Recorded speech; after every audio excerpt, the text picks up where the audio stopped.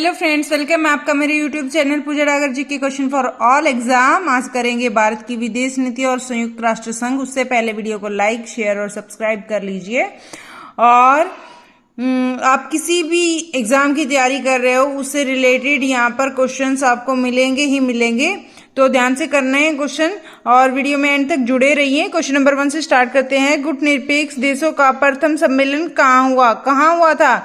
ये ऐसे क्वेश्चन है फ्रेंड्स जिसको कभी भी हम चेंज नहीं कर सकते, ये ऐसे ही रहेंगे आज भी, आज के कुछ सालों के बाद भी सेम रहेंगे। तो गुटनिरपेक्ष देशों का प्रथम सम्मेलन कहाँ हुआ था? यूगोस्लाविया की राजधानी बेलग्रेड में 1961 में हुआ था। भारत और पाकिस्तान के बीच युद्ध कब हुआ था? 1965 में, 1971 में, 1999 में। 3 युद्ध हुए थे भारत और पाकिस्तान के बीच में। भारत और पाकिस्तान के बीच में ताशकंद समझौता हुआ था कब? 1966 में हुआ था। और यह किन किन नेताओं के बीच हुआ था? यहाँ से क्वेश्चन कैसे भी मोल्ड कर सकते हैं फ्रेंड्स। जैसे भारत और पाकिस्तान के बीच में ताशकंद समझौता कब हुआ? 1966 में। भारत और पाकिस्तान के बीच कौन सा समझौता हुआ? ताशकंद समझौता हुआ। और किन किन नेताओं के बीच हुआ वो देख लेते हैं। भारत के द्वितीय प्रधानमंत्री श्री लाल बहादुर शास्त्री तथा पाकिस्तान के प्रधानमंत्री अब्बू खान के बीच में हुआ था ये समझौता। ठीक है, ये शांतिपूर्ण समझौता था भारत और पाकिस्तान के बीच में। क्वेश्चन नंबर 4, देश की आजादी के बाद भारत की 562 रियासतों को देश में बनाने का कार्य किसने संपन्न किया था? भारत के प्रथम गृह मंत्री सरदार वल्लभ भाई पटेल ने किया था। और इनको भारत के लौह पुरुष भी कहा जा सकता है, तो इससे कहा जाता है। तो यहाँ पे हमारा क्वेश्चन कैसे भी आ सकता है कि भारत के प्रथम गृह मंत्री कौन थे? सरदार वल्लभ भाई पटेल। और लौह पुरुष किनको कहा जाता है? सरदार वल्लभ भाई पटेल को। और किसने आजादी के बाद से रियासतों को मिलाने का कार्य किया था? सरदार वल्लभ भाई पटेल ने। तो यहाँ से 2-4 क्वेश्चन बन ही जाते हैं फ्रेंड्स। क्वेश्चन नंबर 5 पे चलते हैं। चीन ने भारत पर कब आक्रमण किया था? कब किया था चीन ने भारत पर आक्रमण? 1962 में भारत पर चीन ने आक्रमण किया था। ये हो गए हमारे फ्रेंड्स 5 क्वेश्चन। वीडियो में एंड तक जुड़े रहे, बहुत अच्छे क्वेश्चन हैं। क्वेश्चन नंबर 6 पे चलते हैं। तृतीय विश्व के देश किन्हें कहा जाता है? विकासशील देशों को तृतीय विश्व के देश कहा जाता है। द्वितीय विश्व युद्ध के तुरंत पश्चात इंग्लैंड का कौन सा सबसे बड़ा उपनिवेश स्वतंत्र हुआ? भारत। चीन यूरोप के प्रभुत्व से कब स्वतंत्र हुआ था? 1949 की साम्यवादी क्रांति के बाद ये हुआ था। चीन यूरोप के प्रभुत्व से स्वतंत्र हो गया था। और जो ये साम्यवादी क्रांति, ये क्या थी? वर्गहीन समाज की स्थापना, यानी जिसमें कास्टिज्म ना हो। और इसके जनक कौन रहे हैं? साम्यवाद के जनक एम एन रॉय जो है साम्यवाद के जनक रहे हैं। भारत की सीमा किन पड़ोसी देशों से मिलती है? भारत की सीमा चीन, पाकिस्तान, नेपाल, भूटान। चीन, पाकिस्तान, नेपाल, भूटान, बांग्लादेश, बर्मा और श्रीलंका। ठीक है, बर्मा को म्यांमार। तो ये हो गए हमारे क्वेश्चन 9। क्वेश्चन नंबर 10 पे चलते हैं फ्रेंड्स। बंगाल देश का जन्म कब हुआ था? 1971 में। ये क्वेश्चन हम पहले भी कर चुके हैं। क्वेश्चन नंबर 11 पे आते हैं। 1972 में शिमला समझौता किन नेताओं के बीच हुआ था? यहाँ पे क्वेश्चन ऐसे भी आ सकता है फ्रेंड्स कि शिमला समझौता कब हुआ था? 1972 में। और किन नेताओं के मध्य हुआ था? भारत के प्रधानमंत्री श्रीमती इंदिरा गांधी व पाकिस्तान के राष्ट्रपति भुट्टो के बीच में हुआ था। क्वेश्चन नंबर 12 पे आते हैं फ्रेंड्स। 1971 में बांग्लादेश जब एक पृथक देश बना तो उसके नेतृत्व में वहां पहली सरकार बनी। किसके नेतृत्व में वहां पहली सरकार बनी? शेख मुजीबुर रहमान के नेतृत्व में वहां पहली सरकार बनी थी। क्वेश्चन नंबर 13 पे चलते हैं फ्रेंड्स। चकमा शरणार्थी कहाँ के हैं? चकमा शरणार्थी बांग्लादेश के हैं। कहाँ के? बांग्लादेश के चकमा शरणार्थी हैं। भारत व चीन के मध्य पंचशील सिद्धांत या पंचशील समझौता कब लागू किया था? 1954 में। फ्रेंड्स यहाँ से भी 2-3 क्वेश्चन हो सकते हैं हमारे। भारत और चीन के बीच में कौन सा समझौता था? पंचशील समझौता हुआ था। कब हुआ था? 1954 में हुआ था। या ऐसे भी पूछ सकते हैं पंचशील समझौता किसके बीच में था? भारत और चीन के बीच में था 1954 में। लीटे कहाँ का उग्रवादी संगठन है? लीटे श्रीलंका का उग्रवादी संगठन है। भारत ने अपनी शांति सेना श्रीलंका में कब भेजी? 1987 में भारत ने शांति सेना श्रीलंका में भेजी। 1987, 987। यहाँ से देखो अभी चलते क्वेश्चन नंबर 17, मैकमोहन रेखा। ये तो आप सबको शायद पता भी होगा। मैकमोहन रेखा भारत और चीन के बीच में, रिमाइंड हो जाएगा आपका। रेड क्लिफ सीमा है वो भारत और पाकिस्तान के बीच में, और पाक जलडमरू है ये भारत और श्रीलंका के मध्य, ठीक है, हिंद महासागर में समुद्री सीमा है। और क्वेश्चन नंबर 20 पे आते हैं। दक्षिण एशियाई क्षेत्रीय सहयोग संगठन तथा सार्क देशों का मुख्यालय कहाँ है? सार्क देशों का मुख्यालय कहाँ है? नेपाल की राजधानी काठमांडू में सार्क देशों का मुख्यालय है। आगे करते हैं इसकी फुल फॉर्म, कुछ लास्ट में जाकर करते हैं। क्वेश्चन नंबर 21 पे आते हैं। सार्क संगठन में कौन से देश आते हैं? भारत, पाकिस्तान, नेपाल, भूटान, श्रीलंका और मालदीव, ये हमारे सार्क देशों के संगठन में आते हैं। इसका थोड़ा शॉर्ट ट्रिक भी मैंने लिखा है फ्रेंड्स। बापा बने भू श्री माँ, ठीक है। ये यहाँ से बा माने भारत, पा माने पाकिस्तान, बांग्लादेश, नेपाल, भूटान, श्रीलंका और मालदीव। क्वेश्चन नंबर 22 पे आते हैं। राष्ट्रमंडल के सदस्य कौन से देश हैं? वे स्वतंत्र राष्ट्र जो कभी न कभी ब्रिटेन के अधीन रहे हैं। राष्ट्रमंडल की औपचारिक प्रधानता कौन है? ब्रिटेन की महारानी। भारत का पहला अंतर्राष्ट्रीय यात्री राकेश शर्मा किस देश के अंतरिक्ष यान से 1984 में अंतरिक्ष में गए थे? रूस के।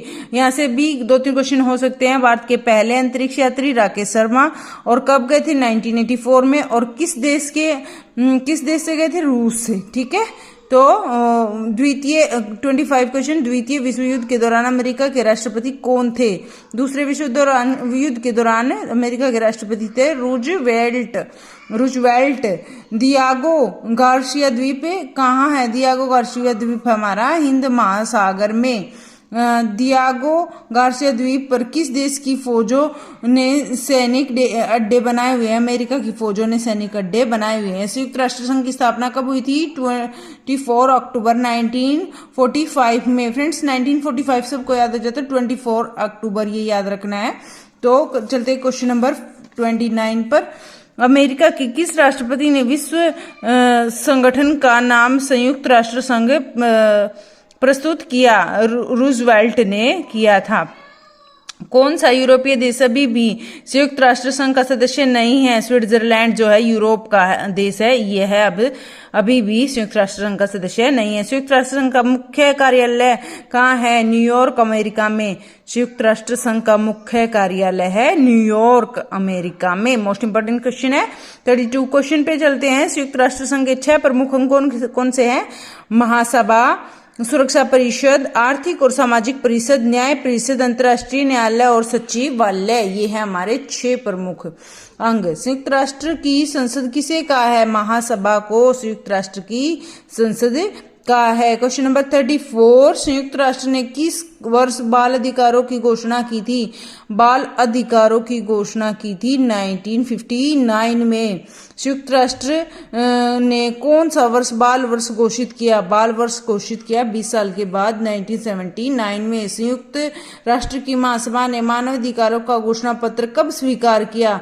10 दिसंबर 1948 को। 1948 में मानव अधिकारों का घोषणा पत्र स्वीकार किया था, ठीक है। 36 क्वेश्चन हो चुके हैं फ्रेंड्स। वीडियो में एंड तक जुड़े रहेंगे। एंड के क्वेश्चंस बहुत ही अच्छे हैं, बहुत ही अच्छे, बार बार एग्जाम में पूछे ही जाते हैं।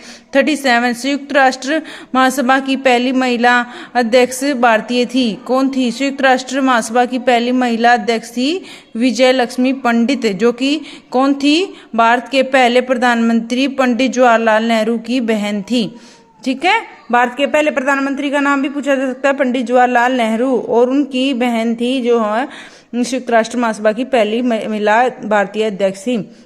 संयुक्त राष्ट्र संघ का मुख्य अधिकारी कौन होता है? संयुक्त राष्ट्र संघ का मुख्य अधिकारी महासचिव होते हैं। कानूनी झगड़ों को शांतिपूर्वक निपटाने के लिए अंतर्राष्ट्रीय न्यायालय में कुल कितने न्यायाधीश होते हैं? 15 न्यायाधीश होते हैं। और 40 क्वेश्चन। सुरक्षा परिषद के 10 स्थायी सदस्यों का चुनाव कितने वर्षों के लिए होता है? 2 वर्षों के लिए 10 स्थायी सदस्यों का चुनाव होता है। टोटल होते हैं 15, जिसमें से 10 अस्थायी और 5 स्थायी सदस्य होते हैं। सुरक्षा परिषद के 5 स्थायी सदस्यों को वीटो या निषेधाधिकार नामक एक विशेष अधिकार प्राप्त है। वे देश कौन से हैं? अमेरिका, रूस, चीन, फ्रांस, ब्रिटेन। क्वेश्चन नंबर 42, सुरक्षा परिषद के कुल सदस्यों की संख्या कितनी है? 15। मैंने बताया अभी, ये हम पहले भी कर चुके हैं। अंतर्राष्ट्रीय श्रम संगठन का मुख्यालय कहाँ है? जेनेवा, स्विट्जरलैंड में अंतर्राष्ट्रीय श्रम संगठन का मुख्यालय है। ये हो गए फ्रेंड्स 43 क्वेश्चन। चलते हैं 44 क्वेश्चन पर। संयुक्त राष्ट्र शैक्षिक, वैज्ञानिक और सांस्कृतिक संगठन यूनेस्को का मुख्यालय कहाँ है? पेरिस या फ्रांस में है यूनेस्को का मुख्यालय। ठीक है, पेरिस, यूनेस्को, फ्रांस, स है ना सब में।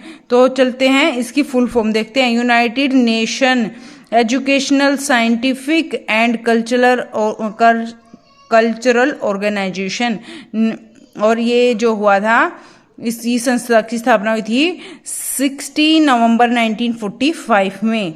ठीक है फ्रेंड्स, 45 क्वेश्चन पे अंतर्राष्ट्रीय न्यायालय का मुख्यालय कौन सा कहाँ है? हेग, हॉलैंड में। हेग, हॉलैंड में अंतर्राष्ट्रीय न्यायालय का मुख्यालय। विश्व स्वास्थ्य संगठन WHO का मुख्यालय, वर्ल्ड हेल्थ ऑर्गेनाइजेशन, ये है जेनेवा, स्विट्जरलैंड में। अभी हमने 2 मिनट पहले और क्वेश्चन किया था, जेनेवा स्विट्जरलैंड का अंतर्राष्ट्रीय श्रम संगठन। ठीक है, और ये हुआ था 7 अप्रैल 1948 को इस संस्था की स्थापना हुई थी। और चलते 47 क्वेश्चन पर। खाद्य और कृषि संगठन FAO का मुख्यालय कहाँ है? रोम, इटली में। रोम, खाद्य, रोम, ये 3 अक्षर है, ये भी 3 अक्षर है। इटली। अच्छा, FAO की फुल फॉर्म है Food and Agricultural Organization of the United Nation. ठीक है, यहां तक होती है इसकी फुल फॉर्म। चलते हैं क्वेश्चन नंबर 48 पर। अंतर्राष्ट्रीय मुद्रा कोष IMF का मुख्यालय कहाँ पर है? वॉशिंगटन DC, अमेरिका में। वॉशिंगटन DC, अमेरिका में। इसकी full form international monetary fund. इसमें 190 देशों का एक संगठन होता है, 190 देशों का संगठन होता है।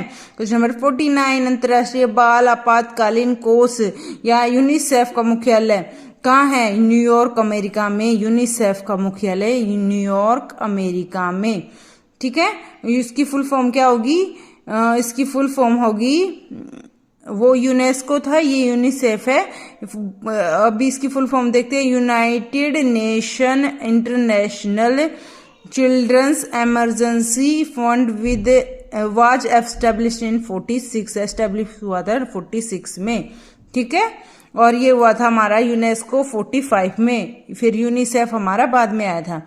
कौन भारतीय पहले अंतर्राष्ट्रीय न्यायालय का अध्यक्ष रह चुका है? डॉक्टर नगेंद्र सिंह पहले अंतर्राष्ट्रीय न्यायालय के अध्यक्ष रह चुके। सबसे पहले अंतर्राष्ट्रीय न्यायालय के अध्यक्ष डॉक्टर नगेंद्र सिंह।